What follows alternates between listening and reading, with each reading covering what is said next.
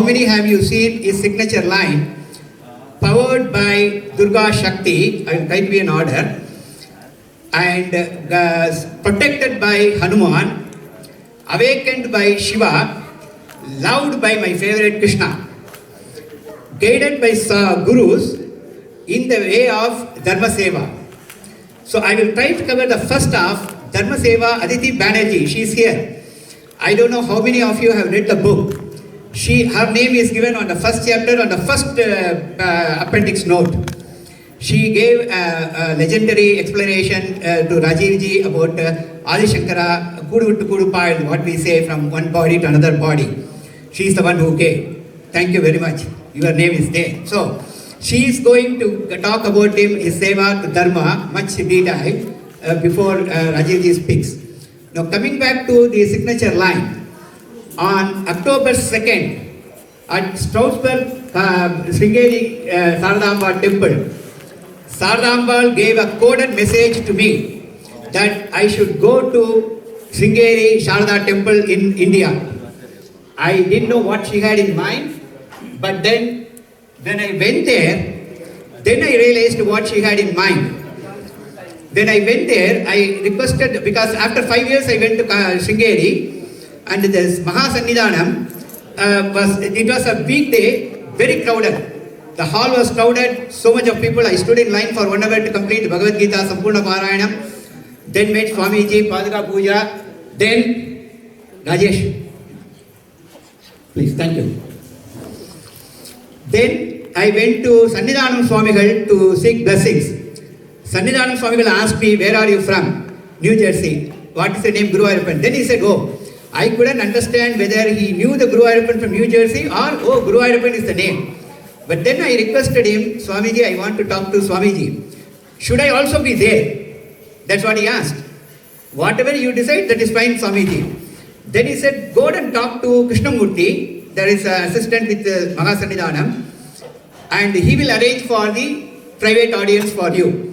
They asked me to sit with Sannidhanam one side, Mahasannidhanam one side, with Sarada Parameshwari, Tirupati Sundari, Sameda Chandramoulishwara Sannidhi. I was sitting there. After all the crowd went, the Krishnamurti Mama took me to Mahasannidhanam.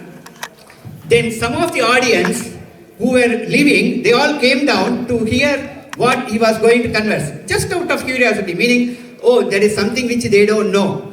But then Mahasannidhanam said, Idala ungalukilla ningala pongo. He made everybody to get out.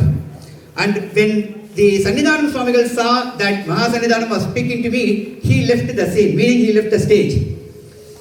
So, and when I started talking to him, I started reciting the Bhagavad Gita, Yasenagam Vritobhava slogan. Then he finished with me. Then he leaned forward and listened to me completely.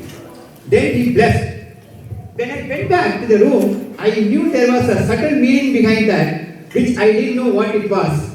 Then in the evening, when I went back to Sannidhanam Swamigal to seek blessings, because I didn't get from him in the morning, so when I went back, he blessed me that what is it meant for. Even then I didn't know. So I came back home. We go to Strasbourg once a month to volunteer. Vidya goes. So October, November, December, 3 months I didn't go. And January also I didn't go. In February, because Vidya Kripa was busy, she said that, Dad, you go with her because 1.5 hours drive each way. So I went. When I was going near the Silosberg, a call came from Sunil Sharon. Sunil Sharon is another supporter for Rajiv ji, whose name is mentioned in the first chapter itself. If you have read the book, you know. If you don't, please read the book. Please buy the book, read the book, and then you will know. Sunil Sharon called and he said that, Guruji, you should not get upset with me. I know you have been trying to reach me for 3 days, but I was very busy. But I am in New Jersey. He lives in Toronto, Canada. I am in New Jersey. I just finished the briefest meeting with Rajiv ji. I am on my way to Canada. I said, how are you going? To 380. No, I am here. So come to Strasbourg temple. So he came to Strasbourg temple and we had the book Battle for Sanskrit, blessed at Sharadamba, Anjaneya, Ramar. We went to Ramar because Anjaneya gives only protection. But Sita, Rama, Lakshmana, Sameda, Anjaneya gives protection and Mangalam, good end. And then Shiva, Krishna, and all those things. So he was there. The Sunil Sharan was there with Rajivji when he made the Mahasannidhanam in 2014, I guess. Then in 2015, I went and met the Mahasannidhanam because Sharadamba ordained. And then on when he informally released the books to Aditi and all his supporters and volunteers, that weekend, which was a Paurnami and Mahamaham day, and today is a Pradosham day, and also the Mahashivaratri. And Krishna. In this temple only, you will find Krishna below Anjaneya. No other temple, to my knowledge, you can find in the altar where Krishna and Anjaneya are on the one level down. So all of them have been blessed him. He has been blessed not just for Infinity Foundation by the Almighty and the Divinity, but the volunteers, the supporters, and also for his legacy. So now I request Aditi to give a brief introduction about his Deva, Seva, the Dharma, and then Rajivji will talk. Thank you. Namaskaram. Thank you for the introduction. I am profoundly grateful to be here on such a holy occasion. And as we had come in, the puja was finishing, and this is really the linchpin and foundation of everything for Hindu society, for our civilization, for what we want to pass on to our children. To have these traditional pujas done in accordance with the Vedic tradition, to have the blessings of the parampara of gurus with us, and to honor and revere them. So it's very special to be a part of this. And I think in terms of Rajivji's work, this is what is really motivating him, to preserve these traditions, to preserve our civilization, our culture, our Sanskriti.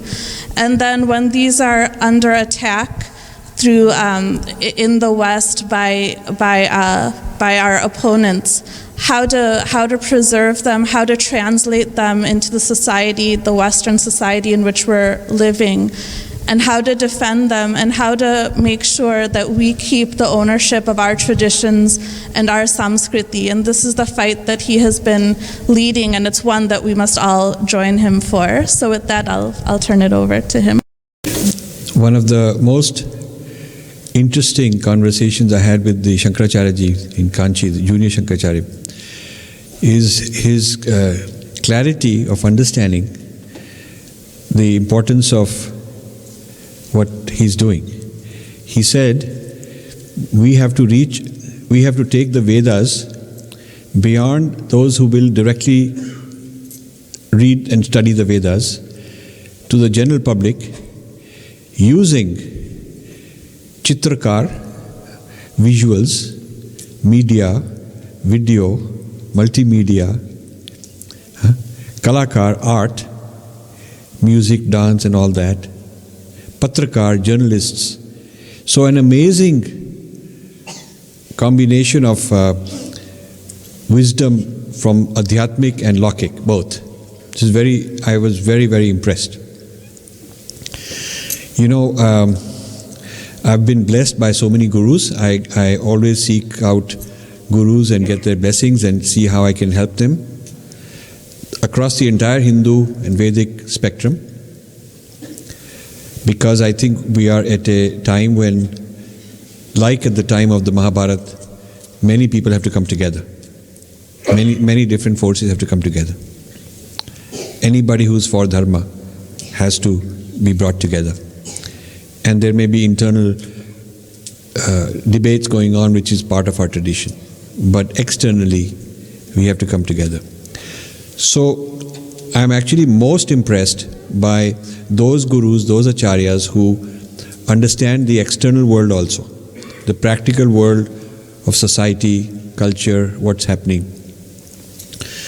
And it was a huge pleasant surprise to me when I went to Kanchi, because I primarily wanted darshan, blessings for my work, guidance, and of course I got plenty of that, both in a little bit glimpse in a video, but a lot privately, which is off camera. But then beyond that, I got a huge amount of wisdom on how we should go about this in a practical way. So what he told me is amazing things, that how first of all, how Kanchi Shankaracharya has been doing so many very practical things, from pathshalas to universities. And by the way, they procured a very large number of copies of this book, the Battle For Sanskrit, over 100 copies, because Shankaracharya said he wants to give to scholars over there, local scholars, make them study, and then they can be part of this movement. I was very impressed by the wide range of programs, so many that some of them I knew about, but some I did not know about earlier. And privately discussing with me what he'd like me to do. What are some new initiatives? Very, very interesting. How in every region of the country, in their local language, he's starting things. In the Northeast, he's starting things. Another initiative in Punjab, which will cover from Kashmir to Sindh, that whole, all those states which are right adjacent to Pakistan, and they've been battered for hundreds of years now, and how that has to be reawakened. I was so impressed, because politicians will come and go, and politicians are a means to an end for me. It's like I don't serve them, but if they can serve the dharma, we can utilize it. We can utilize every politician if they can be on the right alignment. But our real goal has to be aligned with the dharma. I find that it is our gurus, it is our acharyas who've been there for a very long time, that are not the type who will come and go. They have withstood a lot. They've withstood the Mughals, they've withstood the British, they've withstood a lot. So it is amazing. I'm so much in awe. This is my second visit to Kanchi. I also visited about a decade back. Then I met the senior Shankaracharya ji. This time I met both. But as you already know, the junior Shankaracharya ji is the one very vocal, very articulate, very fluent in English, very discusses everything.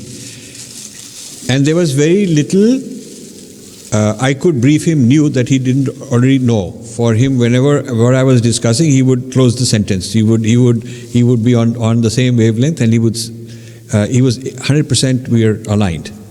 This is how I understood.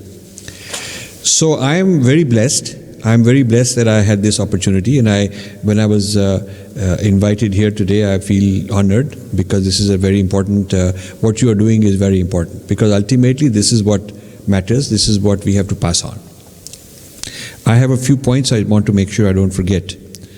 So the issue that came up, which is at the heart of this book, is whether the study of our own civilization, we should control our Sanskriti, whether we should control or we should let outsiders control.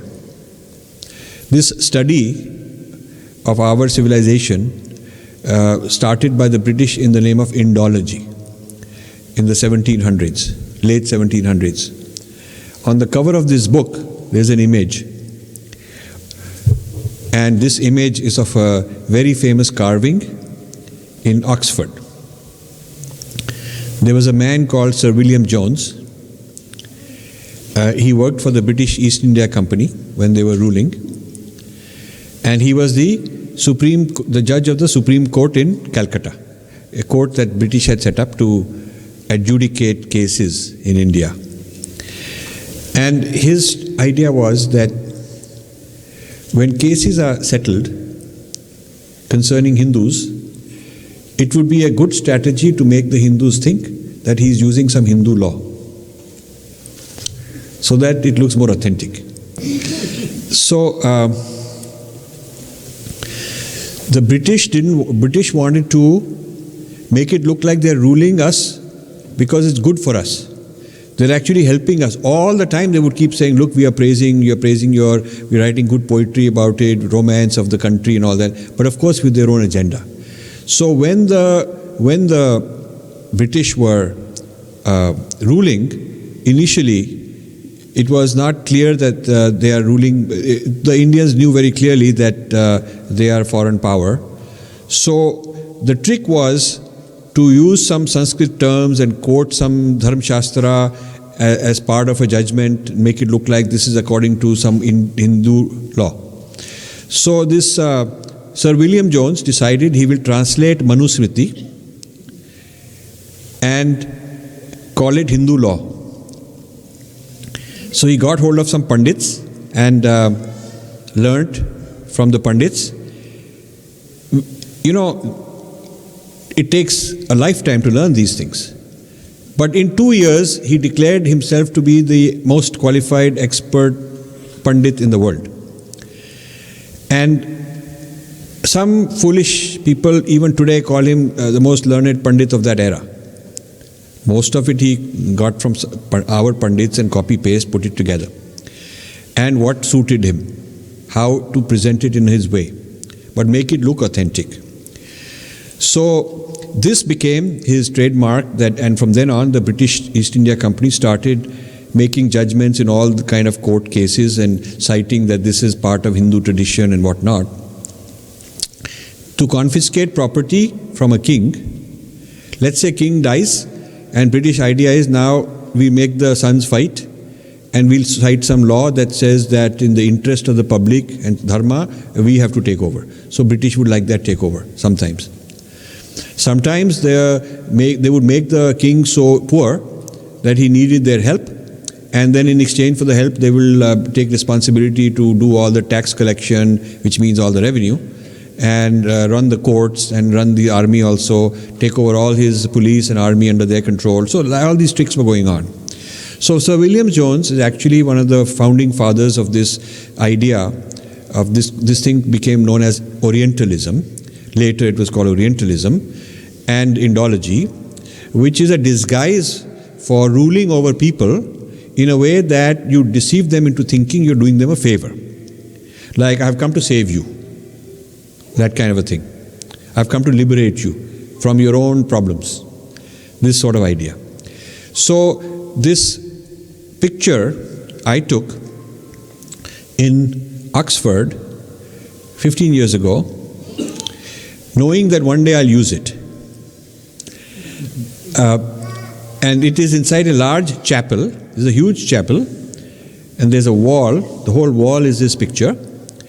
And this picture, as you will see, shows Sir William Jones sitting on a throne, writing something very pompously, like he's in control, and a few Pandits sitting on the floor, looking a bit dazed and surprised, and it's like as if like he's teaching them. Yeah, he's teaching them. He's the teacher. He's sitting there and he's teaching them. And the caption says that he gave the Hindus their laws. And he called himself the Justinian of India. Justinian was the Roman emperor who made the Roman laws. So in the implication being that just like that guy ruled over the Romans and gave them the laws, he's done this for the Hindus, which really is quite a sham. And the fact that he was able to get away with it, dupe so many kings into accepting this kind of court, that people like, after he died, he lived only for a short while there, but this kind of a tradition continued. They would keep sending scholars to study a little bit of Sanskrit, whatever they could, sound very nice, bribe a lot of Pandits, get more and more Indians on their side, and claim to be helping. And actually, two things were going on. One is a distortion, very subtle, not open. Very subtle, like you change a certain word. You introduce Aryan theory. Arya becomes Aryan and becomes foreign, so now you change subtly. So subtle translations and mistranslations. Second is digestion of knowledge and turning it into Western knowledge. A huge amount of Indian knowledge in the 18th and 19th century got translated and turned into various material that the West used. You know, even much earlier it had started. The Portuguese in the 1500s started Jesuit college. I mean, the Catholics, the Vatican started the Jesuit college after the Portuguese came to India, this little Jesuit college became very big then, because they realized that spreading Christianity in other continents did not require being intellectually sophisticated. You could just convert people. But in India, they found that the learned Brahmin, was such a solid, strong opponent to argue with. He had all the answers. He would argue back, and it was very difficult. So they wanted to upgrade the Vatican's own IQ and intelligentsia, and so they started this Jesuit college, which now has like 20,000 people. Huge. Yeah. So it was started primarily to engage Hindus from the 1500s onwards. And one of the projects they started on the Malabar coast was a very massive translation project. So now when people do translation projects, you have to see what have previous translation projects done. So this translation project was to take a lot of mathematics, astronomy, medicine, many such texts, and translate them into Latin and send them to the Vatican Library. And many of these, the original texts, don't even exist in India. Okay, so a lot of knowledge went. I was at Harvard, once somebody showed me in an archive a rare book written in, it's either from Denmark or it's one of the Scandinavian countries. This is where they had an East India Company before the British and the French. There was a British East India Company, French East India Company. It was either the Danish or the Dutch East India Companies. You know, there was a Danish East India Company, there was a Dutch East India Company, much earlier. So this particular one was either Danish or Dutch, but the distinct factor about this is that this book shows is considered to be the first book in Western botany, the science of plants, how you grow them, what are their medicinal properties, how do you use them. This whole science of plants, the Western botanists who do history, they say that is where modern botany starts. But this particular copy of that book, I haven't been able to get permission to scan it. But somebody who knows that language was telling me. On the very first page, it says, this is translated from such and such work in Malayali. Yeah. So imagine that. It's somewhere in the 1600s. So this was a translation of Malayali because that's where a large amount of, herbs and all that. We know that, Ayurvedic and herbs and all that. And what is called the spice trade is not mirch masala, the kind of spice, it is herbs for medicinal purposes. The whole spice trade was a medicine trade. And one professor in University of Massachusetts, Dartmouth, is a scholar of Portuguese history, a West American guy. And he was studying wherever the Portuguese went, he was studying what was going on. So he got permission from the government of India to give him access to one of the warehouses where thousands of boxes of documents are sitting there. When India took over Goa from the Portuguese, the Indian government, rather than letting scholars read it, just locked up everything. So it's sitting locked up, nobody knows what's inside it. So this guy, being a Westerner, had more clout than Indians have, and so he was able to convince, I think this is the previous government, during Indira Gandhi's time or something like that, maybe Rajiv Gandhi's time, he was able to convince them to give him access, and he sampled only a few of the boxes, and to look at what were the trade about. And he says that this trade was mainly medicines from India being taken to supply the whole of Europe. So Portuguese major trade, which they call spice trade, was actually to supply Indian medicines to Europe. That is how they make the money, most of it. Now you don't hear these things. They're not part of history. You're not supposed to know these things, because then you may respect your culture and not want to be controlled and dominated and all of that. So if you connect all these dots together, you find out that what this Indology was doing, what these Orientalists were doing, on the surface looking very nice, respecting us, they would celebrate Diwali, they would wear dhoti, have a bindi, all these things they would do. Many of them would learn very good stuff, talk very nicely also. Many of them became vegetarians, they would know Indian dress, all that stuff. But underneath the surface, while many of them remained okay like that, but a lot of them, the vast majority of them, had a second life, a secret life, a hidden life, a different agenda. They were either doing a very subtle distortion to undermine and disrupt the civilization, or they were doing a translation and digestion into Western thought. So there are many works people have produced on the Indian contributions to calculus, which a lot of these documents which were about infinite series, the idea of infinitesimal, these are basic in calculus. You can't have calculus otherwise. All sorts of these things were translated and sent. And even today, there is an estimate that some few lakhs of original manuscripts have never been returned. Very strange. And no Indian government has even asked for it back. So, we don't even have that much respect that these are valuable things, we should get them back.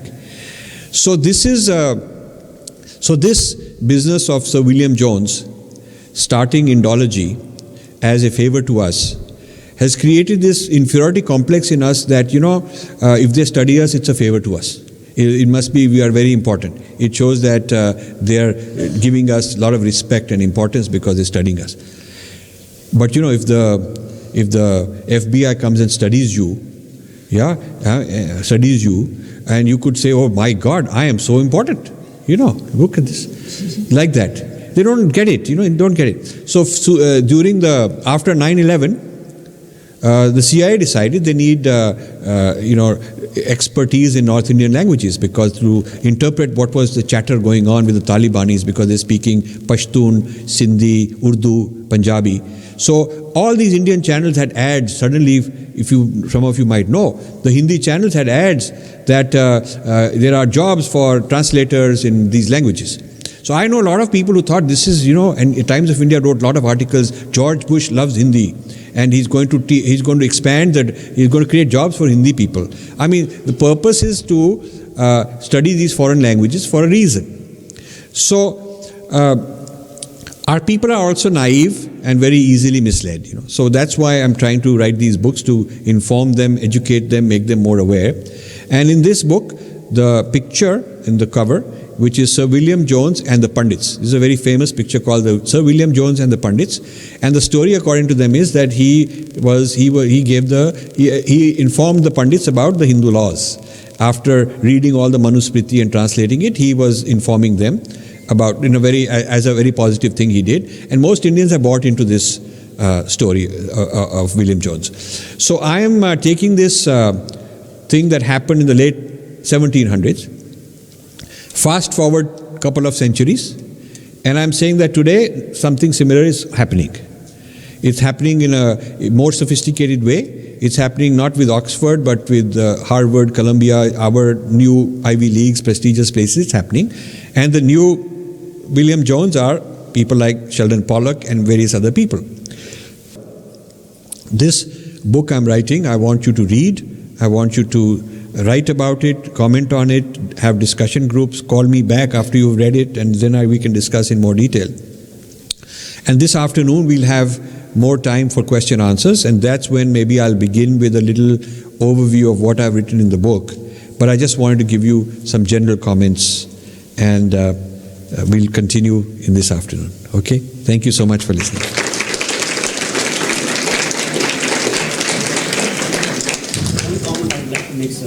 I think you mentioned about Sheldon Pollock, but the challenge is the battle is being fought by the Indian people in India itself. For example, today in Hindu.com, if you go to the Hindu magazine or Hindu website, there is a scholar from PIFR, Mayank Vaishya, who is saying that there was not enough contribution of the Indian mathematicians.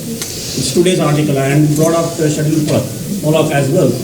So the challenge is, how do you deal with the lack of scholarship in India itself? There's a total lack of scholarship. At least, for example, Goan Murthy is supporting Sheldon Pollock with a 5.2 million grant. No other Indian corporate or organization has come forward to support.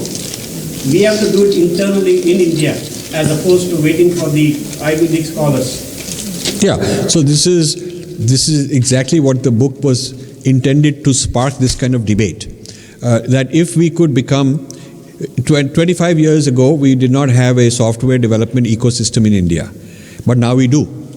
And we did not have pharmaceutical research world class happening in India even 15 years ago. Now we do. In the last 10-15 years, India has started from zero in the automobile industry to becoming one of the big hubs for automobile manufacturing, parts and so on. So we have created new industries from scratch by proper investment, upgrading the R&D, upgrading the quality of education and so on, and creating jobs. So if we can do it in all those fields, we could certainly do it in Indology. The question is, are these very rich people willing to invest in India, creating Indian universities? We don't have journals. Like you need a lab for biology research and medicine research, you need labs, and you need tech facilities to do software R&D. Similarly, for Sanskrit and Indology, you need dictionaries, libraries, you need digital software, searchable stuff, you need good copy editing, you need a lot of support. Right now, we do not have proper computer searchable library of Indian texts. There are searchable Bible, not only the original, but all the commentaries, all for 2,000 years, more than 1 million pages of biblical research, biblical literature, and all the thinkers that have come. You can buy it you can go online, or you can buy it on a disc, and you can do search, you can look for all the references of this, that. I wish I could do that with our texts. So it would speed up the research on our things. We do not have the infrastructure for good R&D, and the money could be used much better in India creating this R&D infrastructure. It would create a lot of jobs for Sanskrit scholars. It would create a new platform where we could more easily produce work. The quick way is to outsource it out, because due to the colonial history, the Westerners have more knowledge. I mean, they have created jobs, there are more jobs, more chairs, more academic places. But if you keep feeding them, short term you may get some value quickly. But long term, you're feeding the wrong thing. You're perpetuating the problem. I'll give you an example of what we did. We decided 15, 16 years ago that we will create a history of Indian science series of books. Like there is Joseph Needham in Cambridge produced history of Chinese science. And China has now continued this project on its own, and Joseph Needham did a few volumes, and has done 100 plus volumes on their own history of Indian science. I first tried to go to people in India, nobody was interested. So I decided I'll start it myself, and even though my foundation got limited money, limited funds, we did whatever we could. We put it. Now, I was given a challenge by people at Harvard. I remember them telling me, you will not get any work out of India. You will not be able to get Indians to do work. They're unreliable, they will lazy, they will take your money and run. And much of that happened. But I continued persisting. We have so many people we gave grants to who did all kind of mumbo jumbo, never got anything out of it. But there are also others who did it. And so I made a commitment that every author will be an Indian, whereas I had been told don't do that because they can't do work. I said every author will be an Indian, the publishers will be Indian, the copy editing will be Indian, but we will send every manuscript internationally for critique before publishing it. It's good. Yeah. So we produced 10 volumes. 10 volumes exist. Now the point is that the government and nobody supporting the dissemination of knowledge. This is what NCERT should take and put it in a course on history of Indian knowledge, Indian science and technology. This is what IIT should teach. We have worked very, very hard to produce it. So you're right. There is a lot of resistance within India to doing these things. But if a pioneer says, I'm going to put everything I got to make it happen, he can make some difference. Now these 10 volumes exist. Now what happens is one gentleman in Mumbai has taken 5 of these volumes and translated it into Marathi. It's very good. And now he's got some traction with the education ministry in the state of Maharashtra. They are thinking of putting these into the school system. So it's taken me 15 years to get this far. But when you plant a mango tree, then it takes a long time before somebody enjoys it. You're not going to enjoy it, but somebody will enjoy it. And you have to do that. So this is where rather than funding the Sheldon Pollock, if you fund, here it takes $4 million to do one chair. That's the budget for one professor. For $4 million budget in India, you could have a whole department. And you'd be feeding the local ecosystem. The Indian you would employ would be part of a matha. So he would be part of, let's say, Kanchi Matha or some matha. part of some Hindu organization. So he would be under the care of a guru. He would never betray, because to him this is sacred. It is not just a profession. And he is not looking at it as somebody else's civilization. I'll knock it down, subtle things I'll do, I'll either appropriate stuff or I'll knock it down. He's thinking of it, this is my heritage and I'm doing it as seva. So the svabhav would be different, the swadharma would come in. So this whole attitude of funding Indology overseas, I'm refuting it, I'm arguing against it, and I'm in favor of what I'm calling Swadeshi Indology. We have to have Swadeshi Indology rather than Videshi Indology, even though the Videshi Indology will give you quick results right away, but the Swadeshi Indology, the payback will be over a long time, but in the long run we'll be better off. That is what I'm arguing. And we need more people to think like you, in the sense, let's get more people in India supporting this. So we have a project. One fellow started a project called Vande Mataram Library, which means a library of patriotic, Vande Mataram library of translations. So rather than this Murthy library of translations, he wants to do Indian people own translations. And so somebody else came up with a little bit of money already. We are going to have a meeting, I think, in May or June to launch this project. Then somebody wants to do crowdsourcing to fund. So, this is, Indians are capable of, once you plant the problem in Indian people's heads, that there is a problem here, don't just go blindly writing checks to these people. You should think about some better option. Some Indians will resist because they've already been bought off. This is a very sad thing. A lot of traditional Sanskrit scholars have been bought off. A lot of them told me also, don't make us do this. We will quietly do all this, but we cannot publicly admit, because they are aligned with some funding source. They get funding from the Ford Foundation, they get funding from various US Ivy Leagues, they get a trip once every so many years to keep them loyal, so that they feel that they keep their mouth shut when they find a problem. This is also true. This is a very clever way to keep our people under control. So we have to liberate our people. This is true independence. You have to decolonize this kind of mind. And somebody has to start. I know it's very unpopular, but I have no problem starting it. And with the blessings of Shankaracharya and many others like that, I feel that we are on the right track, and we will have more and more support as we get started. Ambal is here. His people who follow him know that the supporters are all called the intellectual Kshatriyas. And obviously Saradambal thought that I am not that intelligent. When she sent from Stoutsburg to Sringeri, I didn't know what it was. When she sent back from Sringeri to Stoutsburg also, I didn't know what it was. Sometimes you get an envelope, it's a gift card. But you have to open it, you have to log in or call in to validate it, and then use it. And if you think that it's a junk and then shred it, it is our mistake. But when Rajivji went to Kanchi Mat, and when they sent the photos, video, YouTube and all, then I realized when he sent the release of the book, that he didn't go to Sringeri Mat this year. Then when I bought the book came a few days after he came in. We took the book, as I told you, Sharadambal, all the Sannadhis there, we did the Archana and all. The first book went to Satish Karandikar.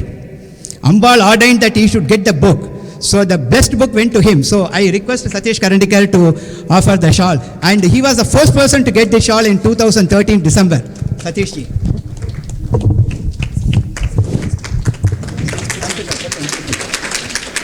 He's a great Sanskrit scholar too.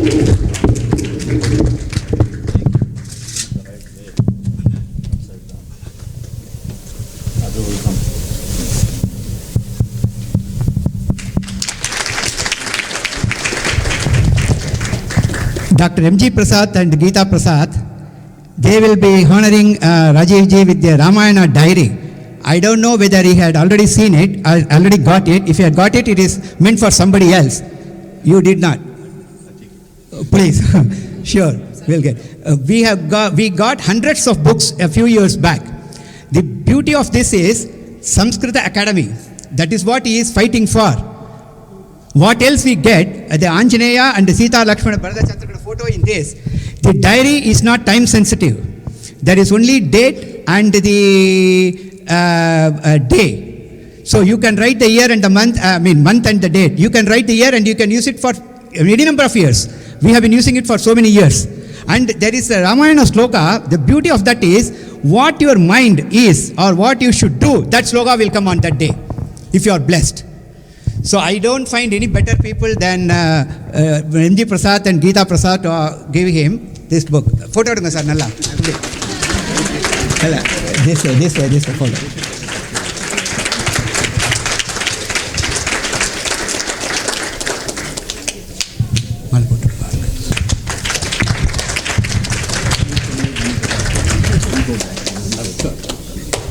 Only Krishna Sannadhi to our knowledge, with Krishna followed by Anjaneya. I don't think anybody else, anywhere else in this area you have like that. So I will request Dwaraganath Mama and Meera Mami. Mama Inga. I don't know how many of you noticed, Satish Karantikar is a Smartha, Dr. M.G. Prasad is a Vaishnava, and he is a Madhva. Ambal wanted. As This unity is very good. that's what exactly Ambal decided, Krishna wanted. Nobody can beat his legacy. Mama, please. Thank you.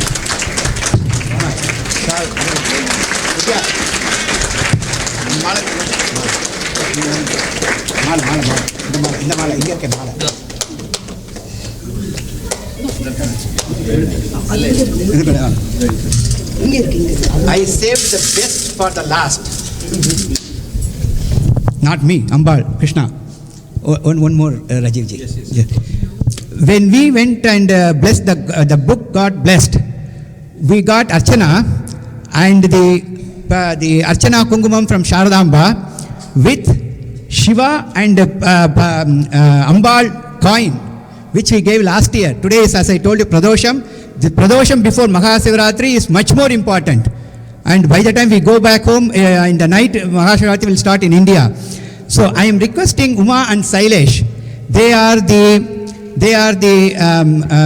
Srividya Upasakas. They recite the Durga Saptatadi at least for 5 days a week. 5 days a month, right? All days. And then Navavarna Puja. So there is nothing to beat that with the Ambal Prasadam. And we are requesting, where is Aditi Banerjee? Yeah. Aditi Banerjee also to get the Prasadam. As I told you, why I am talking about Sharadamba, you have to see the book. If you have not seen it in the YouTube, if you have not heard it, or if you have not read it, you should buy the book and read it, then you will know. So Uma and Sailesh, they are also attending for the first time the puja here. They have the Mahapariva's Padukas in their home, and they have been Sri Vidya Upasakas for how many days? How many years? 15 years. We have been generations, but we have been Purna Diksha for 3 years. 3 years, and they are generation they are. So I would request them to, Uma to offer the malai to Aditi, and both of you give the prasadams to them.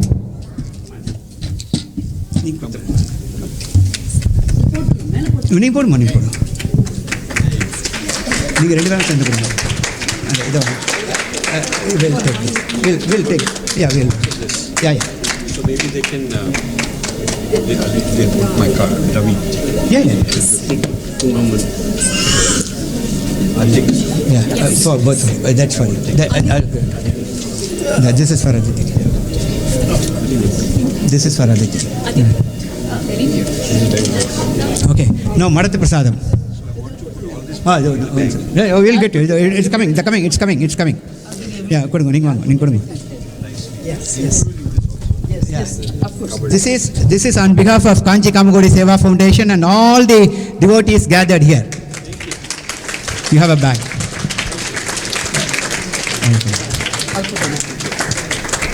And the Kungutra Poturno. Ambal Prasada and the Kungutra Poturno. Now, Narayan and Krishna Swami and Guru Raghavendran, they will offer the Madam Prasadam. Before that, 1 second. I forgot the important thing. Satish Karantikarji. Rajiv ji will give the first 4 copies for the 3 people who honored him, and then the one for Madath Swamiji, who is coming next month. So somebody will from the Mat will take it and then give it to the Swamiji. Satish ji, M.G. Prasad ji, Dwarkanath ji. Vango.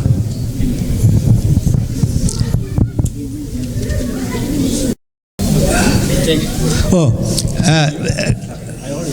No, but still, take it from him and give it. Yeah. This is.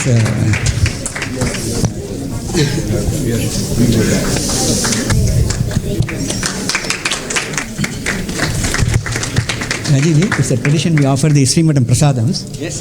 Him and them, they will give you the Prasadams. Okay. Please stay here 1 second. Yeah, good morning.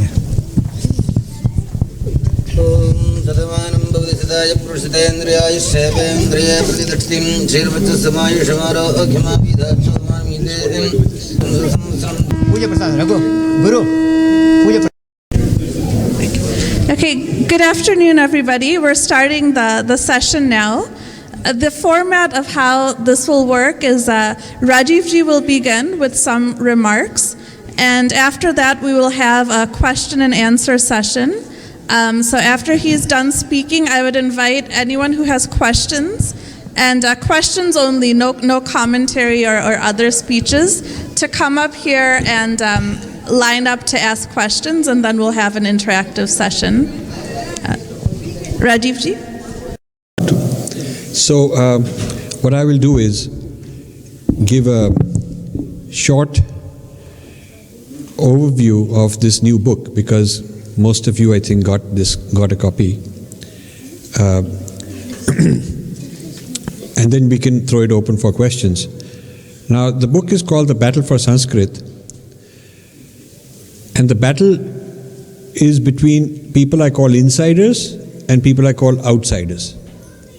It's a battle, ideological battle.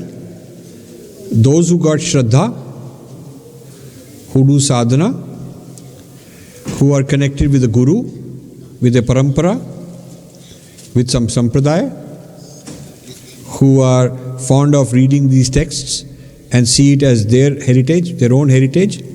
If they do any of these above things, any of these, whether they're into Gyan, whether they're into Bhakti, whether they're into one darshan or another darshan, doesn't matter.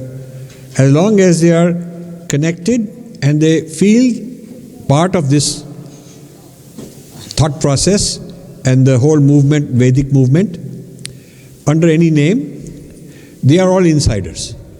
Which means it is my culture, my heritage. Like you say something, is my family or this is my home. Same way, this is my heritage. So these are, all of us are insiders. People who are in any Hindu organization, they are insiders.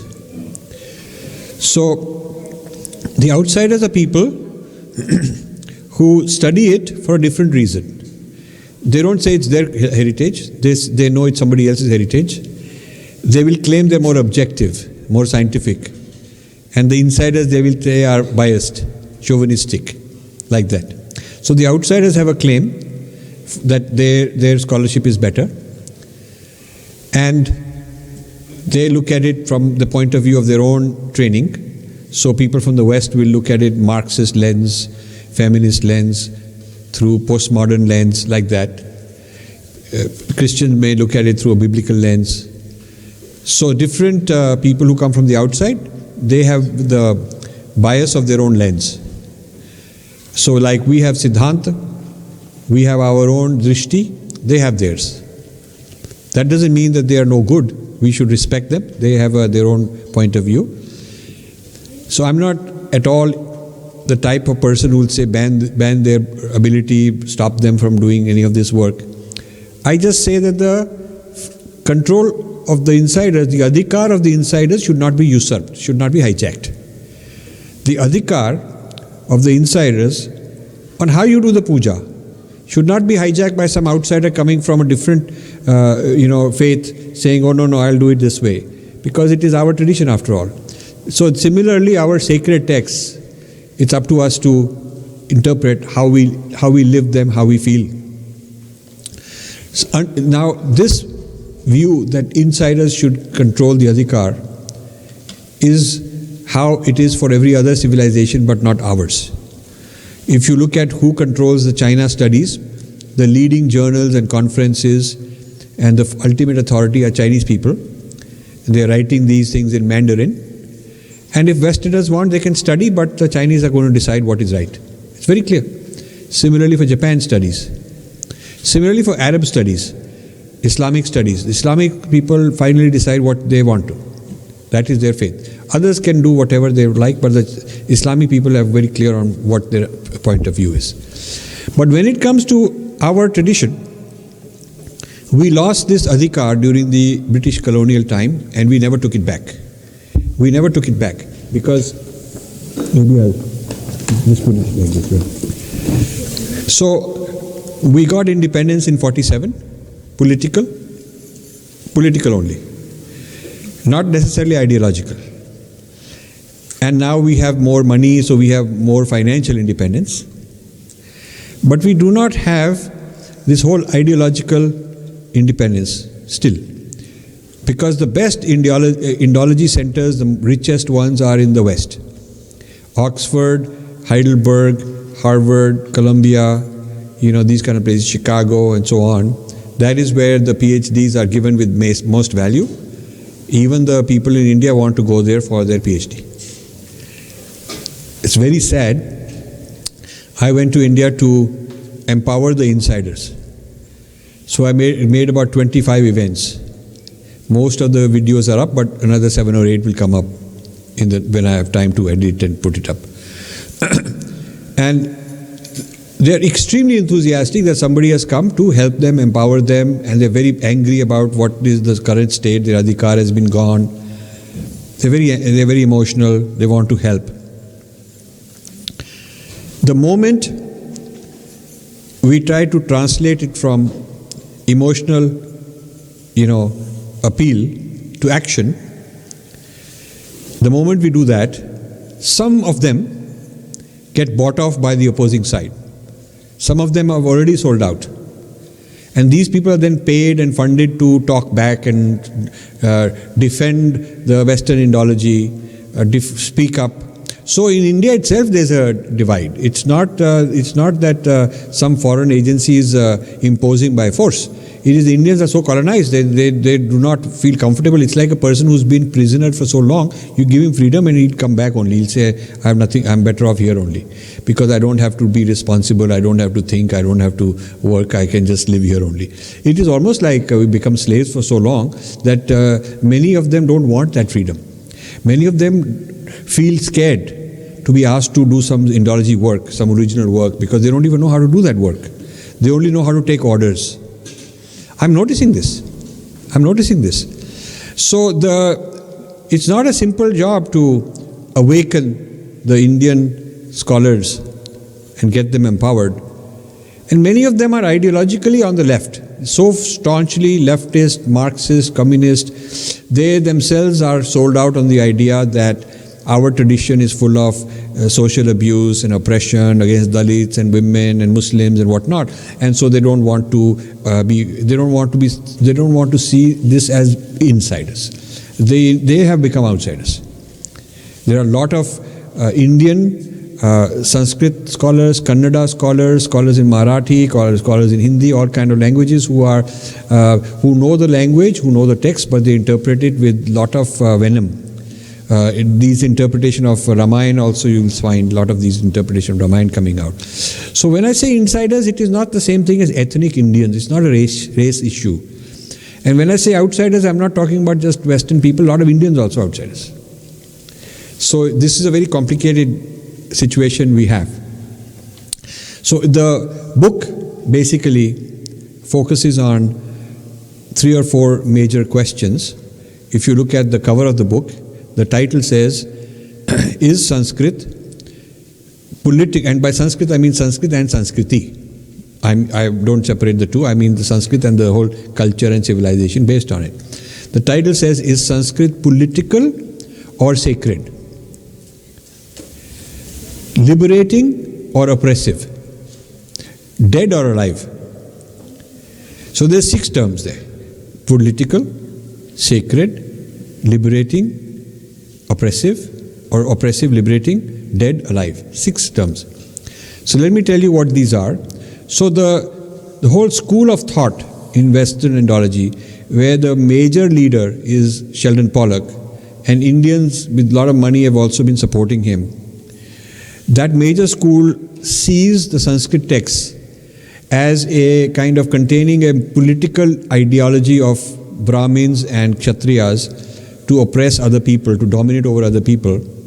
So it is, according to them, it is political and it's also oppressive. It is a political hegemony, political domination system that is encoded, and they are looking for that. And their methodology is called political philology. Philology means the method for studying texts, finding meaning. How do you find the meaning of Gita? How do you find the meaning of some Upanishads? That way of finding the meaning is called philology. And political philology means looking at it as a political mechanism, looking at the Gita as a political exploitation, looking at the Veda, that certain people are not allowed to chant the Veda, are not allowed to do yagna, not allowed to learn Sanskrit. So the whole system is a system of oppression and exploitation by a small group of Brahmins. This is why they're only doing it orally. They don't want to write it down, so it's secret, and this secret allows them to oppress other people. So this is the whole ideology, that this entire Vedic tradition from Vedas on till today is a system of social, political exploitation. That's this view. And my book is to expose that this is their view, and then to give a response by saying that I believe it is a sacred tradition, not a political tradition. It is not for political purposes, but for sacred purposes. And it is for liberating you, not for oppressing. Completely opposite views. And then they say that this is a dead culture, the dead civilization, dead language, and hence they call it classical.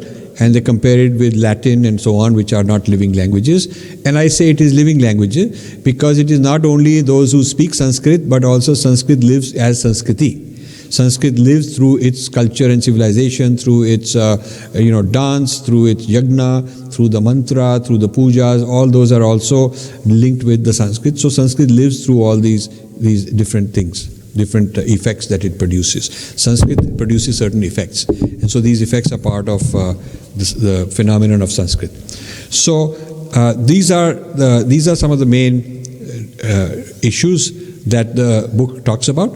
Now, the book launch was hugely successful, and then a little bit later, after I came back, I had a very successful event in JNU.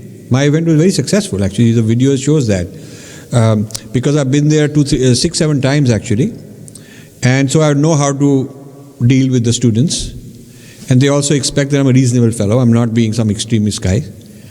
And I respect them. If they say there is this kind of social problem, I say, yes, there is. Let's look at how to solve it, like that, So I had no combativeness like I found in TIS in Bombay, because there I went for the first time. And they didn't know me. So they just portrayed me as some right-wing guy and all that. That's how they advertised. And so all these people came up in arms and we had nice fight. Good, exciting. And many of you probably saw it. So, but the JNU one, which I was told far more dangerous place, was very nice, very fine. But when the video came out, when the word went around that this has been a very big success, within a couple of days, I was not there, but they had some big demonstration and riot or whatever, people shouting anti-national things. They want India to be separated and Islamized and Kashmir to be separated. These kind of things they started. So it started a very big fight. And this very big fight had nothing to do with me, nothing to do with my book, nothing to do with my event. But it was a good opportunity for people to start talking in those terms. Now, my other book, Breaking India, predicted that this kind of thing is happening. That there are a lot of Breaking India forces. They're doing all this. So, a petition was started by people in IIT Bombay, by about 130 or so academic people. So I'm not one of the originators, because they wanted only people who are professors in India, and most of them are from Sanskrit kind of places. Some are engineers, scientific, those kind of people, history, social sciences, but most of them are Sanskrit kind of people. So they got together, they created this petition, they put it up. Now, the petition created a huge controversy, and a counter petition was started. that says that this petition is wrong. And the petition basically said that the Murthy family giving too much money to Sheldon Pollock to translate 500 volumes of Indian text into English, and he's getting too much power and he's not the right person. And it said that Pollock signed this JNU petition supporting the JNU separatists.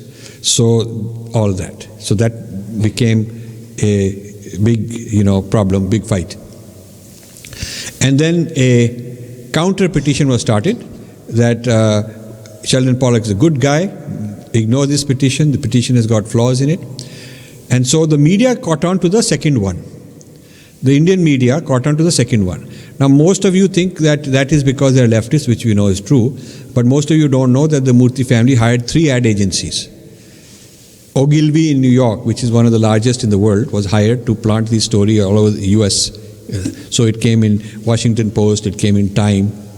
And in India, there are 2 ad agencies hired, a multi-million-dollar budget to, and India media is paid. If you have money, you can plant your story. It's that simple. So this generated a huge amount of, media hype, media blitz on supporting the family, the Murthy's decision to, support Pollock and whatnot. Now, what they are not telling you is that the first petition started by the IIT Bombay people has got over 15,000 signatures. And the second petition has got 140 signatures. Not 1,000, but 140. I don't know. So obviously the public has spoken very clearly. It's like 100 to 1 or something like that. The media is not public opinion, Aam Aadmi views. It's what you pay those journalists, and these people are, some of the writers are part of the Pollock. One of them is a Pollock, 2 or 3 of them are Pollock students, like Arshia Sattar. She's an Indian Muslim. She went to University of Chicago, got her PhD under Pollock on Ramayana. Now imagine, Indian Muslim got a PhD on Ramayana, written a book on it. So when I met her a year or 2 ago, I said, why did you pick Ramayana? And it's all about the oppression and those kind of things. And of course, answer is, I'm trying to help human beings. I said, why aren't you trying to help Muslims? Why don't you write this book on your PhD on Quran and try to help your own people? You see, so there's a lot of this politics. And this is going to come out. And that's one of she wrote the article in one of the very big, either Economic Times or Times of India or one of these very big newspapers. She wrote the article. So you see, the average Indian doesn't know this background. Another is written by a Westerner who got his PhD from Pollock in Sanskrit. So he's also writing the same kind of things. People haven't been told the facts. So for instance, the 6, 7 or whatever number of volumes of Murthy classics that have come out, except for 1 or 2 Indian authors, they're all Western authors. So not only editors Western, but all the authors selected to translate Indian texts are Westerners, with rare exceptions. And there's plenty of things you can get into, but I need help. Others need to dig up and write, because I cannot be the only one fighting this alone. You see? So when this media runs out, when this media blitz runs out, because even media will get tired of writing the same thing, the point is we have a larger number by 100 times, many times, of people on our side, because people who have the Shraddha and people who are within the tradition are far more than a few Western scholars that you can hire. So ultimately we have a huge voice. We have government on our side. People in the Sanskrit Commission of HRD attended my talks, spoke in my talks, some of them are on video, have endorsed the book. If you read the first few pages of the book, they have endorsements there. People from Sanskrit universities, vice chancellors, they've spoken very openly about all this. They want the adhikar back in our hands. So they're supporting, and they're seeing this book as something that, in fact, the chair of Sanskrit studies at JNU, Upendra Rao, starts his talk by saying this book is something which is our book, we should have run this. In other words, I'm doing their work for them, which is acknowledged. I'm doing their work. I'm a retired IT physics kind of guy, and took everything, got rid of all that part of my life when I was, let's say 20, 25 years ago. To do this is not my profession. This is the profession of the people who are in the field of Sanskrit and Indology and history and philosophy. That is the profession. Those who are professional, scholars full time. That's their job. I'm actually doing their job, and I think they understand that also. So this is going to open some doors, and this fight is going to go on for a long time. It's not the fight we've started is not a simple fight. They will hit and we will respond, and they will do this and then we will do that. It will go on. So do not expect that you fire one weapon, everybody will surrender and our life is done. It is not so simple. You have to be part of a very long-term battle. I can just start it. This was ready to happen. I just light a match, and this is ready to happen, because such a wrong situation cannot go on forever, where such a big civilization, such an old civilization, large civilization is being controlled. The study is being controlled by outsiders, and many of them have got very negative agendas established. How can the intellectual studies, academic studies be controlled by them? You see, this is not correct. And Murtis have their own agenda and their own interest, why they would like to fund and be in the good books of Ivy Leagues, and son goes and gets a degree from Harvard, all that good things happen. I haven't checked this, but you guys may want to. Somebody posted that Rohan Murthy was rejected from IITs, and dad gives $1 million of grant to Harvard, and he gets into Harvard. So, Cornell. Okay. So I don't know if is this true? It's true. So can you post it somewhere with something, because these are things that should come out. So they have an affinity, They have an affinity. Then they're invited to be on this board, some Ford Foundation board, and then the Ford Foundation board gives them more business deals, more clout. They have access to some ventures or something like that. So they're now sitting at the high table of international tycoons, Yeah. So this is like a few $1 million here and there, not a big deal. Just give it. And looks good. Also, people in India think you've done some good work.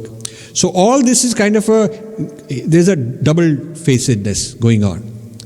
And this book exposes that. Now, my view towards the petition is that I support it on the principle that the people who did it have good intentions. But they made some tactical errors. I would not have mixed it with the JNU. I would not have said that, I would have just done it on the merit of Sheldon Pollock's work. Not that he signed some JNU petition, because tomorrow the JNU petition scandal may be over. But, the issues concerning Pollock have to do with 30, 40 years of work of not only one man, but dozens of people he's trained, and many, many people, and many journals, and the translation project. So it is a very big critique of powerful people. And mixing some latest, some event that happened a week earlier is sort of turning it into more sensation.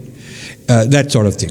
And secondly, there was also a technical error. They to establish the problems of his scholarship, they gave some examples. One of those examples, not a very good one. From a technical point of view, it was not a convincing one. So that is what the media caught hold of and started going on saying, oh, they don't know what they're talking about. But actually, it's like you have a very strong case, but one of the witnesses you bring may not be that good. Okay, but others are very good. So that can ruin the image of the whole case. So that's more of a technical error. But they corrected that. When that was pointed out, within a day they corrected it. So it doesn't have the error.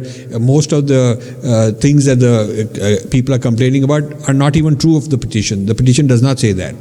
They are saying that they have slammed against Murthy family. They have not. They have written with great respect to the Murthy family. In fact, they have written that we appreciate the work you are doing. This is amazing. This is good work. We thank you for it. All they are saying is that the editorial should be with Indians. That's all they are saying. They are not really slamming the family at all. So most of these articles that you have read are not even correct if you read them carefully.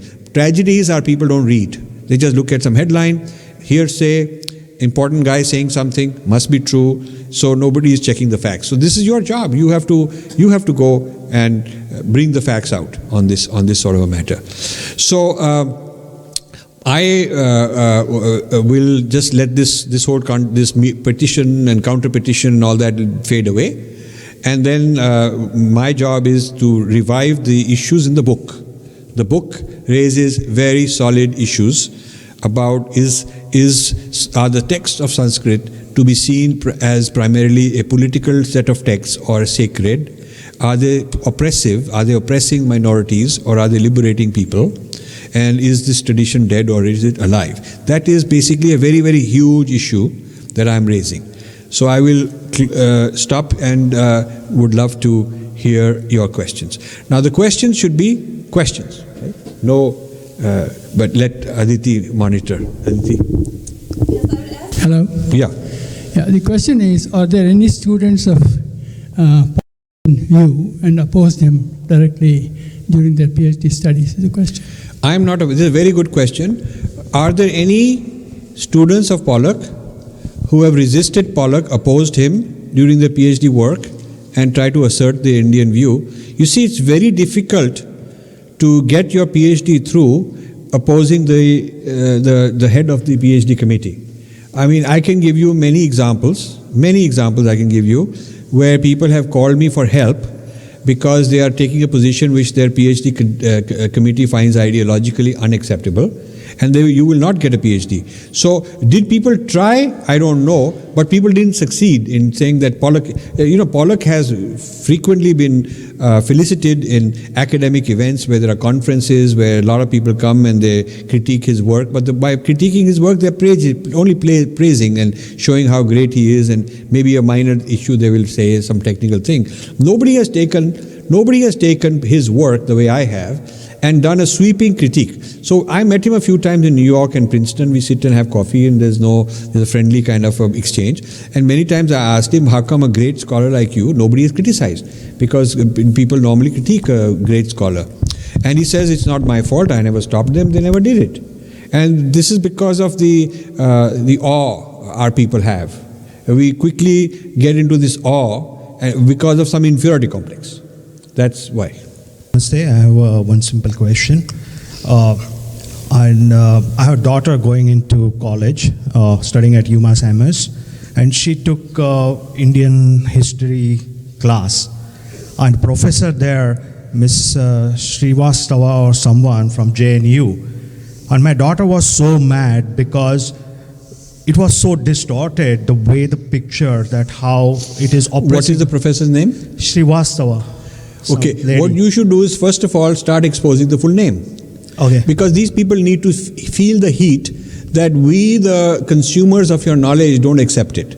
Correct. The parents are resisting. See, if this happened to Judaism, the Jewish parents would raise real big noise. If it happened to something about Prophet Muhammad or something about Islam, the Muslim Council of Education would raise all kind of noise. So this happens to Hindu stuff, and nobody really raises a big issue. So one of the things you can do, one of the things your daughter can do, if your daughter just took it as a minor, as one subject, and if she's majoring in something else, then she doesn't have to be scared. She can write an article, put a blog somewhere saying that these are my issues with how it was taught. A lot of people a lot of Hindus have over the last decade, since we've started making this notion popular, they've started protesting. They've started writing articles. And these articles put the other side on the defensive. They will never admit that they are wrong. They'll never admit that they are changing. But quietly they'll start changing because they feel that somebody's watching. Correct. The name is Priyanka Srivastava. Priyanka Srivastava of UMass Amherst, Yes. Teaching history in a way that the Hindu students don't feel comfortable or don't approve of. Is that what you're saying? Yeah, and the major challenge is, like, when my daughter came to me, she was scared that there would be repercussion on her grade and impact on her future life. See, this is where we have not done a good job of making our children courageous. If this was some other civilization, they would fight. Sikh would fight. A Sikh would get support from the Gurdwara. They would say, we are all going to take it up, 5 or 10 parents are going to write a letter to this professor. Local parents would get together. A Hindu's attitude is, my kid will get to medical school, get doctor, don't worry, we'll get a big house, don't worry about all this. No. That's the problem. Surely, thank you, I appreciate that, and I hope that I will get support from our community too. Yeah. So you should help. You should consider it part of your swadharma, that this has happened. My whole thing started because a few such things happened in school, where my kids were going. So I said, this is a knock at the door. I'm being called to do this. I'm being called to do this. Like this morning when Guru was mentioning what are all the knocks at the door he saw and what are the signals, right, about this event. So you have to watch. These are opportunities. Some divine voice coming and saying, "Okay, this is happening now. Maybe you can use it as an opportunity, and create a little petition in your town or other parents, started by your child, your daughter, and put up online somewhere." You can make a huge issue worldwide out of it. Why? And you give 2 or 3 concrete examples of where this Priya Srivastava is, what has Priya Srivastava said about Indian history, and where are the examples of the other position, that contradict her views. This should be written up. And if you start doing this, believe me, you'll get the other guys on the defensive. Because for every one Priya Srivastava who's out there poisoning the discourse and our children, there are 1,000 on our side, but they're quiet. We have more numbers, like you saw, 15,000 signed our petition, 140 signed the other petition, or maybe it's 145 or 50 something. Yesterday it was 140. So let's say it's 150 now. So 150 versus 15,000, that's a big thing. So that's what you have to do. Yeah. Thank you. A few years ago, I took to reading the Srimad Bhagavatam, and there was I noticed there was this tremendous history. There's is this on? Yeah, it's on. You're doing fine. Yeah. So there's tremendous history in the Srimad Bhagavatam. Yes. There's stories, and they describe places, kingdoms, ancient ways of living. And I'm really curious, how come not just Western scholars, but Indian scholars, they don't recognize this history? I mean, when you read about history, when you read about archaeology, you read about so many different fields. None of these stories, none of this history, none of these people and places, they're never described anywhere. So that's a very important question. Why are the claims that we see in our Itihas and Puranas and so on not being given the respect they deserve?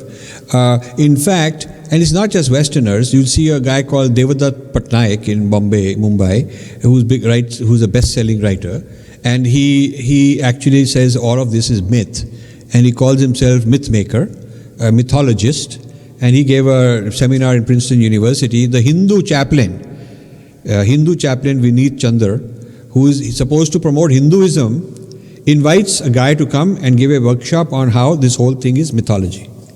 So this refuting ourselves is being done by our own people. Now, in the case of Devdutt Patnaik, I can see he does this because he's very close to Wendy Doniger, he's very close to Sheldon Pollock, defends them, and his career and his popularity is aligned with these people. I can see that he has a career stake. But Vineet Chandra he's an ISKCON man. He ought to not invite such people. He's got no requirement when he chooses who to invite and who not to. He has got no requirement that he has to invite somebody who says that your whole Itihas and Puranas are myths, are just false myths made up. So was taught, a friend of mine was involved in a university somewhere in this country where a course was being taught on myths of various traditions, myths of the world. And so they had all of Hinduism as myths and all these, but the Abrahamic religions were excluded. Right, I've noticed. So I said to him, why don't you tell them that this is a beautiful course, but wouldn't it be even, because it mentioned things like we're appreciating the beauty and richness of these cultures, all very nicely stated. People don't understand there's a fraud because they're saying beauty of your culture, it is all myths. Yeah? We're talking about these beauty myths, exotic stuff, but no truth in it. That's what they're saying. So I said, why don't you tell them that it will become even richer if you talk about if you include the myths of the Christianity and Islam and Judaism. And of course, he got a lot of angry reply from his dean saying that we can't do that because that is history. Okay. Well, it's interesting because archaeologists actually dig up sites of Bible history. So biblical claims are history. I mean, did Moses part the ocean, the Red Sea? And was there a virgin birth? And, how do you prove any of this scientifically? So, but all that is considered history. And our claims, our narratives are considered myths. This is a very serious problem. I do not want itihas to be translated as myth. We should not talk, whenever our own people have started talking like that, you should oppose it. So, one good news, I just sent out a tweet, I think yesterday. There is a discovery by IIT Kharagpur. They were digging Varanasi, and they found that there is a continuity of civilization, very Hindu, for 6,000 years, which makes it as old as Harappa, Varanasi.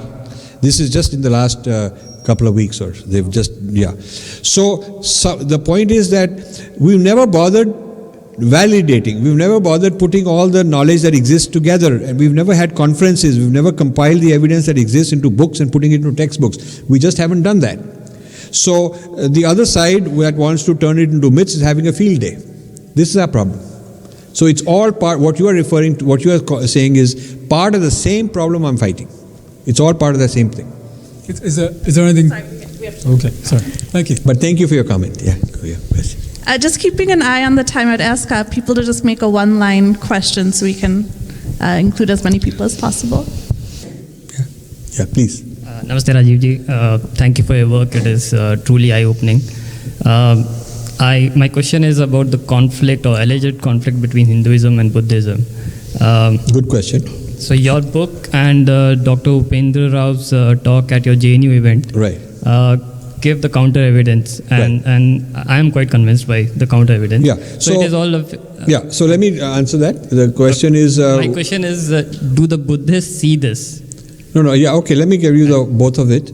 There is no. First of all, Buddha himself was a Kshatriya.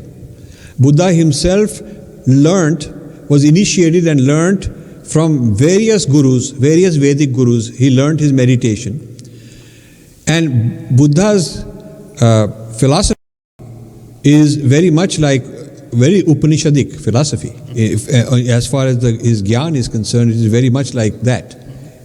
As far as his meditation is concerned, it's very much like yoga. Because yoga is not just physical asanas, the yoga is also meditation. Yeah.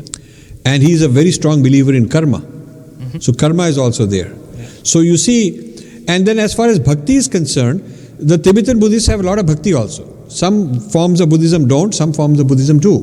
I mean, you go and they have deities, they have, so many of their female deities are corresponding to the Hindu deities. Mm-hmm. So there are all these similarities. So Buddhism is another interpretation, another parampara, another sampradaya, you might say.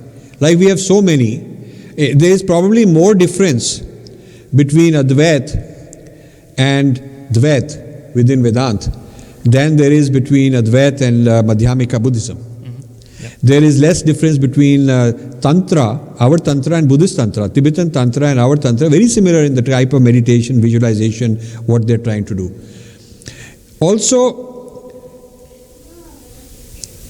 most of us are so rudimentary in our practice that what we have to do for a long time is the same. We have to clean our act, we have to live a certain life, we have to stop doing certain things. These are so common. They're so common. And by the time you reach a state of consciousness where there's hair-splitting distinctions, first let's get there. So for us to start conflicting is over-abstraction, getting ahead of the game, getting too far ahead, ignoring where we are. Because where we are, we have to be unified. We have similar problems. I was in Cambodia, we had a Hindu-Buddhist summit that Swami Dayanand Saraswati organized. He organized several of these, Hindu-Jewish, I was part of that also. So the idea of Hindu-Buddhist summit in Cambodia was to bring the top Buddhist leaders and top from various countries and top Hindu leaders together and discuss these issues. And it was very clear to everybody from both sides that Buddhists are facing a huge conversion from Christianity and Islam in those countries. They're facing a huge threat. And they're saying we need to learn from the Hindus who've been fighting it longer because we are being finished off. And they feel that in one generation they may be finished off. There may be majority of those Southeast Asian countries may no longer be Buddhist within one generation. That's how serious the problem is. And it's also very serious in Bhutan. So it's also very serious in Nepal. So they understand the gravity of the situation, and rather than some hair-splitting philosophical debate, which all our traditions have had, we got to figure out what's unifying us. The Buddhists are beginning to realize this. The Buddhist leaders at the top are beginning to realize this. Okay. The Dalai Lama, the Dalai Lama was one of the founders of the Vishwa Hindu Parishad. Did you know that? I didn't. Dalai Lama and also Swami Chinmayanand were among the original leaders of VHP. It's very interesting. They understood this problem. So we also have to do a better job.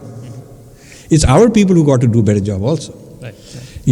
So what has happened is this. Similarly with Sikhism, there is a Harjit Singh Ubroy or something like that is the name of professor in Canada. He wrote this book showing that only in the 1800s, the British started creating a separate Sikh identity. Okay. That until then it was not so. That they would celebrate Holi, they would celebrate Diwali, they were all this, Yeah. And only in the 1800s, the British decided that they'll create a separate Sikh identity, get them into the army, make them a martial race, give them pride as separate, and then the Sikhs gradually over time went for it. He's a Sikh guy, and he was scolded for this and never got an academic job again. So much for academic freedom. Right. Yeah. So you can find this kind of literature. You can find this literature about Hindu, Buddhist, Sikh also, and now the Jains are being asked to separate, to create a separate Jain identity, and some of them are going around talking like that. This is a problem we have. Thank you. I think we only have a few minutes left. Namaskar, Rajiv ji. I have one question. I was discussing this philosophy with one of my Brahmin friends, and what he told me is that history shows that Sanskriti was used against the Shudras. For example, not Shudras, but to oppress people. For example, Sant Jnaneshwar from Maharashtra. He was a kid of a sannyasi, so he was not taken into the Brahmin fold. And in the scriptures they used was this Sanskriti to suppress him. So how should we respond to? So the thing is, you can have individual cases of any kind. I mean, you can find that English language was used to write about slavery. So do you condemn the English language today? I mean, I could go back and tell you all the arguments for slavery, all the arguments by slave owners were written in English.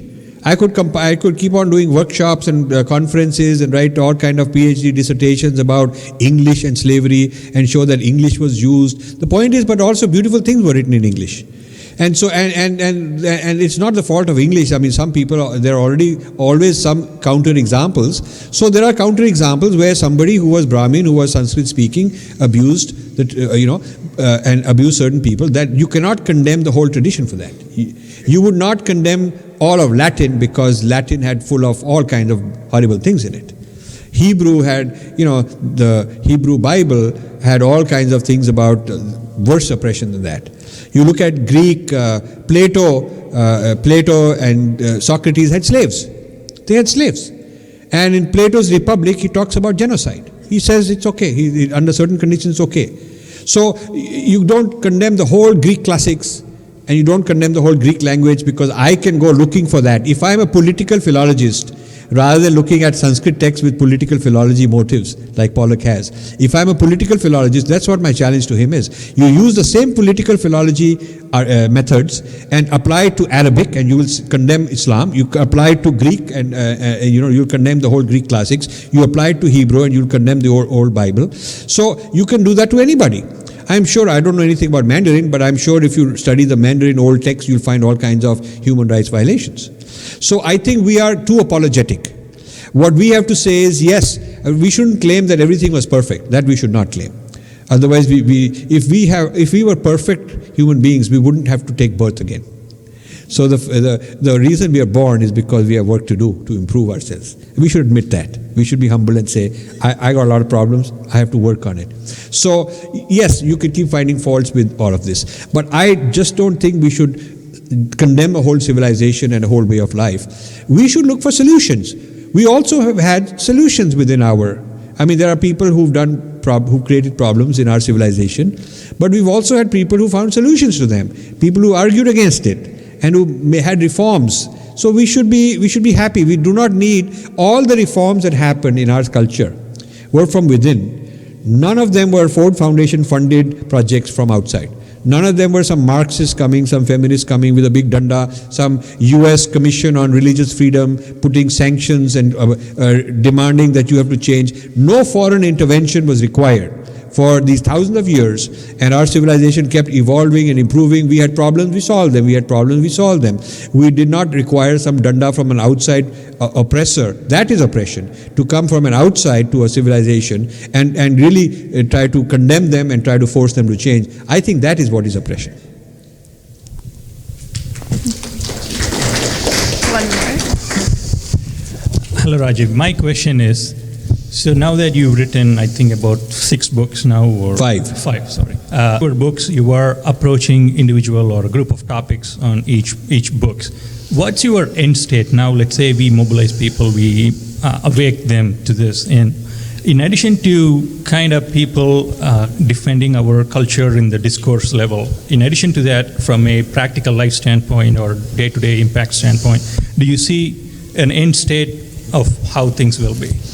Well, I see that the knowledge starts in the discourse, and then it permeates to media, it permeates to school textbooks, it flows into government policy, and then if you don't correct it and counter it early enough, it becomes the well-known things. It becomes like well-known fact, and that is what we are suffering from. So until I started this, I felt people were looking at the symptoms of the disease rather than cause of the disease. Okay. So they would find one episode here. 20 years ago, if this JNU had happened, no one would have linked it with breaking India forces. They would have said one little guy has done something wrong, Now everybody is jumping. In fact, this Breaking India book, they've done another print run after JNU, whole print run, because so many people understand this. People are saying that this book said, actually 5 years ago it said what they are now understanding is the case, but 10 years before this book I was talking about it. I just wasn't writing books, but I have a lot of talks on this exact same thing. So this whole clash of civilizations happening in India between the left wing is a foreign import, please understand that. Marxism is not an Indian ideology, feminism is not an Indian ideology, all these subaltern studies are imported from Western. The whole Indian left is a Western import. That's why they're so aligned with the West. You have to keep exposing that to them, that their origins and their gurus and their siddhant are not based on Indian soil. They just imported stuff, the whole thing. So my feeling is that as each book does the job of creating more awareness, this Battle for Sanskrit is a continuation of Breaking India in a sense, because it is taking this Breaking India and going deeper into the Sanskrit and the Sanskriti foundation which are being broken. It is like breaking Sanskriti. If you break the Sanskriti, then you are also breaking the nation. You see, there's a relationship there. If you break the underlying ideology, then you are going to break the country. So each one of these books is my attempt to build awareness. So more people are understanding these things, talking about it, fighting back, and we are creating a very large, large voice now, because wherever I've gone, first of all, I never invited myself to any place. They invited me, like this group invited me. So in India, I had to turn down for every one invite I accepted. There were 4 or 5 other invites I had to turn down. That was not the case 5 years ago. And the audiences are getting very large. They're getting very vocal. They want to put out petitions. They want to really start doing things. So I think once there's enough voice, government takes notice of this too.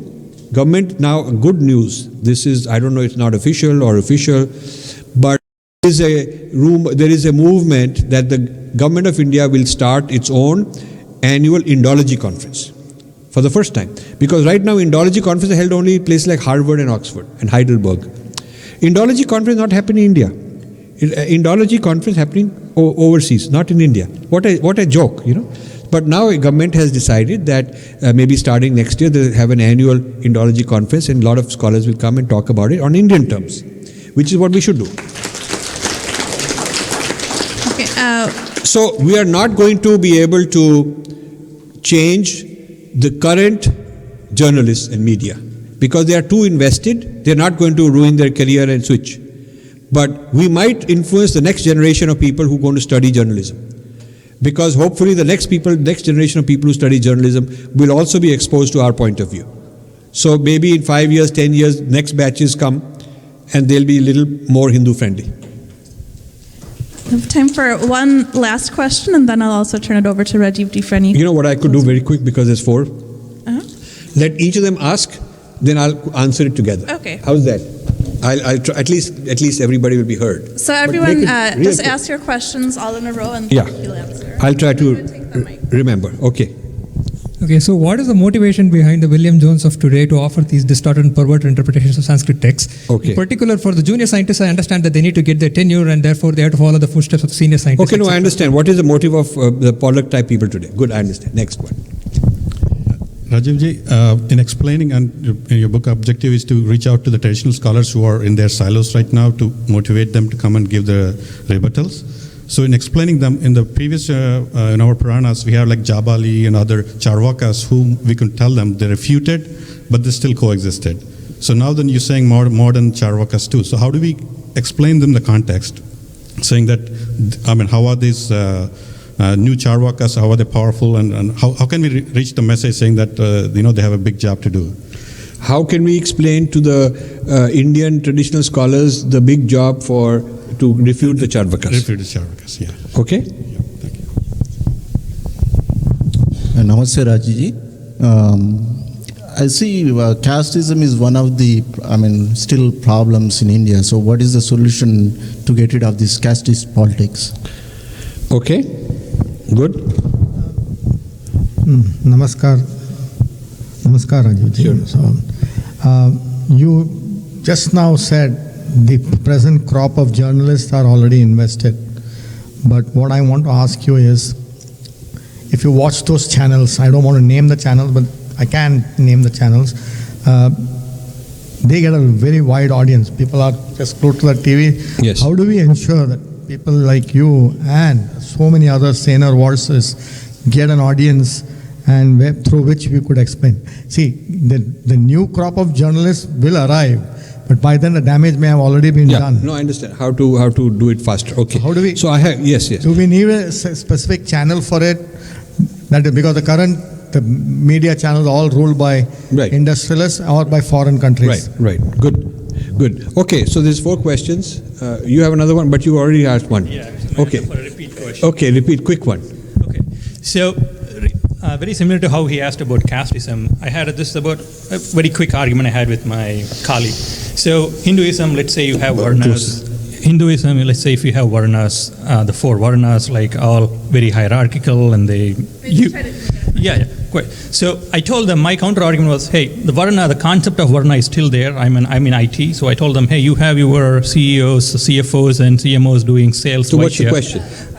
I'm saying the interpretation of Varna is still there in every form of way we found. But what's the question? So it is still there. So however, we don't have a counter argument saying it's not bad or anything. We just always on the defense. So it's the same question. It's about caste. At a Varna, a higher level. Okay, caste and Varna. Yeah, I understand. Okay. Please. I have 2 quick questions. Can you make it one? Pick the more difficult one. Okay. How to fit the advances in secular science, Western science, into dharmic context? Very good. Okay. So I'll answer these. Good. Okay. So what's the motive of people like Pollock? They're not Christians, so do not say that they're trying to convert. Their effect is that they're helping the Christians, because when you when you beat up the Hindus, obviously then they're easy target to convert. But Their motive is exactly the same motive as all the Indian leftists. I mean, leftists around the world have a certain ideological conviction. They're convinced of it. They'll say, my motive is to, when I ask him, what is your motive? He'll say, I see all the suffering in India. I'm trying to liberate those people. And I see exploitation. I see people being, this ghar wapsi, this ghar wapsi is going on, and this award wapsi is going on, and the JNU students are being beaten up. Their logic is exactly like the logic of Arundhati Roy or Romila Thapar or any of the Indian left-wing rabid people. I mean, they are just part of this group internationally. In fact, if you understand the Indian leftists, you will understand the Western leftists as their parents who've created them. The Indian left has been born as a product of the Western left. It is not that they came out of India. It's not an Indian ideology. So you must understand what is the appeal of the global left. What is the appeal? Why are they popular? What is their point of view? You should understand that. They are not spiritual, so they're looking for answers in a very non-spiritual way. And when they see suffering, they cannot relate to it in the way spiritual people would, and they can't find solutions in a harmonious way within the spiritual context. So they come out at it in a very violent way. They want this revolution, class struggle, overthrow the rulers. All that communist kind of a thing is there in them, and so they're looking at it that way.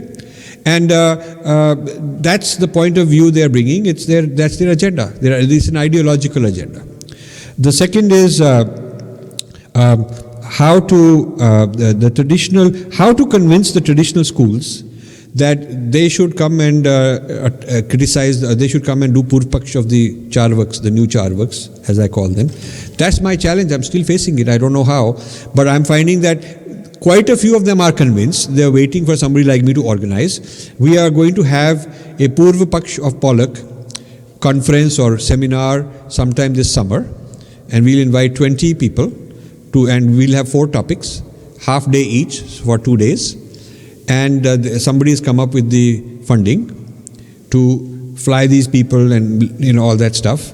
So the funding is there. We have a project leader from India who's a very good Sanskrit scholar. He has signed up and he'll do it. The next step is we're looking for a host institution, and we are looking for scholars who will do it. And would you believe, 2 institutions that were very enthusiastic about this. Please hear this carefully. 2 institutions, traditional Sanskrit, that were very enthusiastic about it. I gave talks there. And on the video, when you watch them carefully, these videos, the senior people from the universities, the Sanskrit universities, stand up and say, we want to do this Purvapaksha, Rajiv is a pioneer, we have to do Purvapaksha and Sheldon Pollock. They're on the camera, all of them. A few days later, when this petition scandal starts, they get a phone call from certain people. And then the same people start sending out private emails. I get a copy also, saying, Sudha Murthy may give us ₹1 crore if you don't join this. It's written in an email. I'm thinking of making it public. I haven't made it public yet. Do you understand? So all of a sudden, that institute not interested. Not only on camera they are saying we want to do this, Purvapaksh of Pollock, but after that event is over, they had lunch with me, all the big shots of that university, about 8 or 9 of the Sanskrit university, from the dean onwards, vice chancellor, everybody there, saying, how do we get started? Let's get started. And then in that same day evening, this gentleman who's a major person there comes to my hotel. We have a coffee together in which he says, I want to get started. What's the next step? I said, give me a written proposal. Which scholars will come? How much funding you need? Whatever. So he says, he then sends me, within 24 hours or so, he sends me a written proposal. I have a copy of that. He's named 26 scholars as his recommendation. It'll cost so many lakhs, and he's willing to do it in April or May. All this shows a lot of interest. And then a few days later, complete flipped around, email goes around saying, if we accept this, we will lose maybe ₹1 crore or 2 from Sudha Murthy. So what do you call that? Selling out. What do you call it? Okay. Then this goes around. Now they've hired certain people, besides hiring journalists to go around writing articles, they've also hired certain Indologists, Indian Indologists on the payroll to speak up for them. So this is the game. I mean, this is a very, I mean, I'm you know how many problems I'm fighting, how many fronts I'm fighting at the same time. So I'm fighting all kind of people. I'm fighting our own people now. Yeah, our own people. So I need help. And the help is not emotional help. I need intellectual Kshatriya writing. I need people, writers who are able to go take a campaign, write it, go public. Writing publicly, strongly, assertively, that's the kind of help we need. The third question was caste solution. Now this is such a huge problem, caste and Varna solution. I can refer you to a conference we did 2 years ago, 3 years ago, we did a conference in New Jersey, and Aditi was one of the main organizers, Ravi was one of the main organizers, and there are a lot of papers from that, lot of material that could be... The proceedings from that will be published. Proceedings from that will be published. So I cannot tell you in the 30 seconds I've been allocated what was discussed in 3 days, but since you have given your email ID, we'll make you part of this WhatsApp group. And when the proceedings of that come out, we should get everybody a copy. We will share them. Yeah. Then the fourth one was how to get this point of view on television. Because on television, it's just the opposing point of view. I don't know. I wish I knew. If I knew, I would be there. But it is blocked. That road is blocked. It's very well-managed blockage. Very well-managed blockage. So, but occasionally I get through. And I get through when a lot of public outrage on social media. Social media helps put pressure on mainstream media. When you shame the mainstream media for being so one-sided, like we did in other cases, then they feel that, okay, now we have to give them their point of view. So what you can do on this latest issue that's going on with Pollock and Murthy's is you can write blogs. You can write criticisms of the negative articles and the biased articles that are coming out, and you can put comments in those articles underneath. You can put all those comments, and then when you put these comments, you can put them on Facebook, you can put them on Twitter. Believe me, it matters. I get called to give my point of view only when my supporters make noise. That because these guys are worried about their reputation. Okay. And then the final one is a very good one. How do we take secular science and introduce it into Dharma, back into Dharma? Now, this is a project I'm doing. I'm doing a project where it's one of my, this series of books, where I'm talking about how ideas from Dharma have been digested into the West, not only into Christianity, but also into secular science. A lot of science has taken ideas, medicine, neuroscience, all kind of, mathematics has taken ideas. So I'm trying to figure out the outflow from Dharma systems of knowledge to Western knowledge systems. And once we have that, we can also bring those things back. The whole idea is not to just talk historically, but also to talk about the future.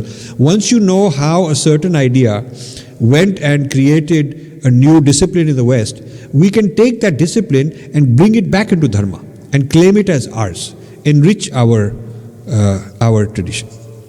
Thank you very much, all of you. I'll close.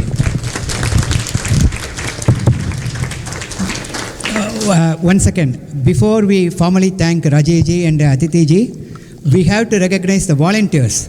They are also playing a very good role. Please give a big hand for the volunteer. Ravi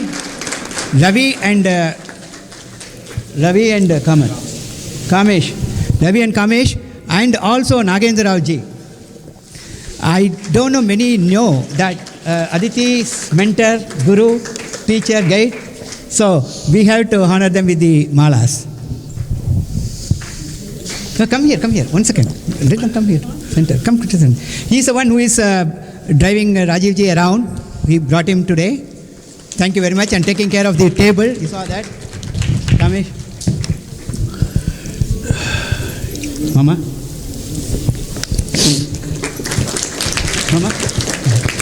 These are all blessed by the Acharyas. Swamiji, Rajeev ji has spoken. Anybody who has not got the pendant for Balaji and Lakshmi on the other side, please contact Soumyan. Every one of you can get one. If you have not got it, please get it from him. Thank you, Rajeev ji. Thank you so much. You have been so busy but still made it. Thank you very much. God bless you all.